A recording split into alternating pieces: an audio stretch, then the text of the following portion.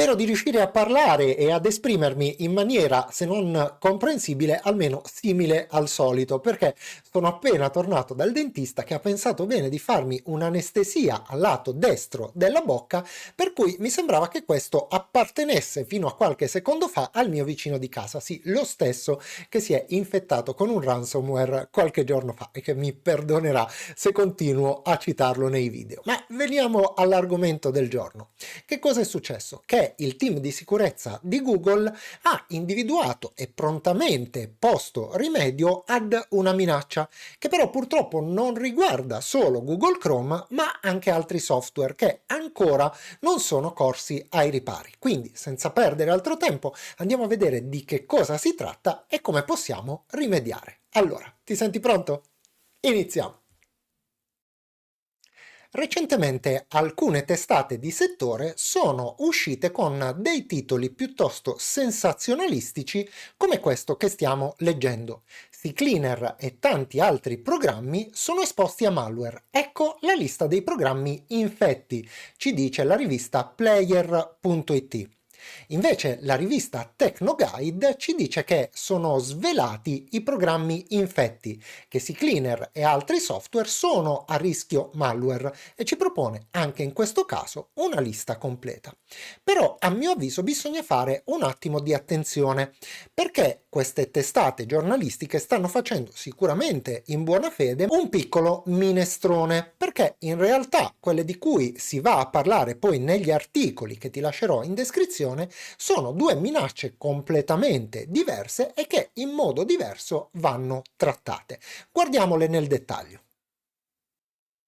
Quello che ci viene detto è che verso la fine di ottobre i dati di circa il 2% degli utenti di CCleaner sono stati trafugati da parte di un gruppo di hacker grazie ad un componente utilizzato da CCleaner che si chiama MoveIt. Il 2% può sembrare un numero relativamente basso di utenti se non fosse che CCleaner conta al momento la bellezza di 65 milioni di clienti, quindi i numeri sono di tutto rilievo.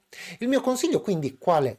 Nel caso in cui tu abbia CCleaner installato, visto che non è chiaro se questa falla sia stata davvero completamente colmata, di disinstallarlo, tanto come abbiamo visto sul canale ci sono una miriade di altri software gratuiti che fanno lo stesso lavoro di CCleaner in maniera uguale, se non meglio.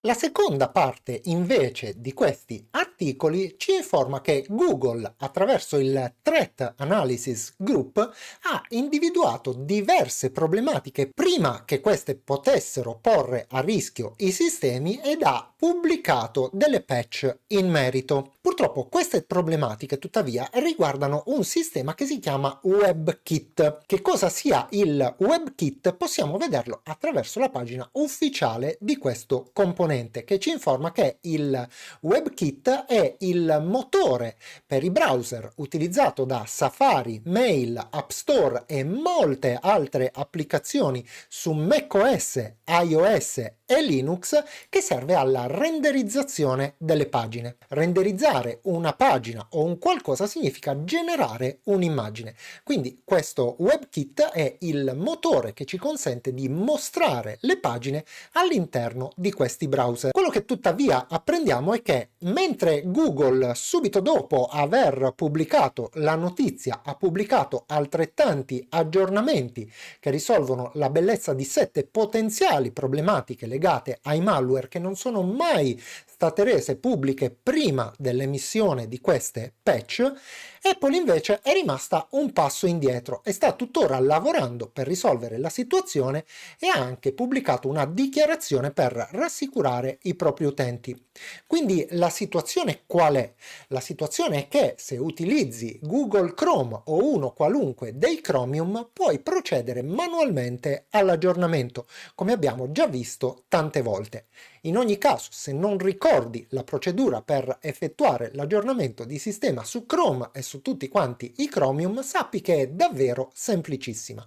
Quello che dobbiamo fare infatti è andare qui in alto a destra sui 3 puntini verticali, scegliere la voce guida e successivamente la voce informazioni su Google Chrome. automaticamente partirà l'aggiornamento di Chrome e non dovrai fare altro. Chrome viene aggiornato sempre in pochi secondi. Molto probabilmente, come nel mio caso, il tuo Chrome sarà già aggiornato. Tuttavia è sempre consigliabile fare questo tipo di verifica. Ma cosa dire se invece utilizzi Apple ed in particolare Safari oppure se utilizzi Linux? Ebbene, per quanto riguarda Apple, tutto quello che sappiamo è che al momento, nonostante abbia emesso il suo comunicato rassicurante nei confronti degli utenti, è ancora al lavoro sulla problematica.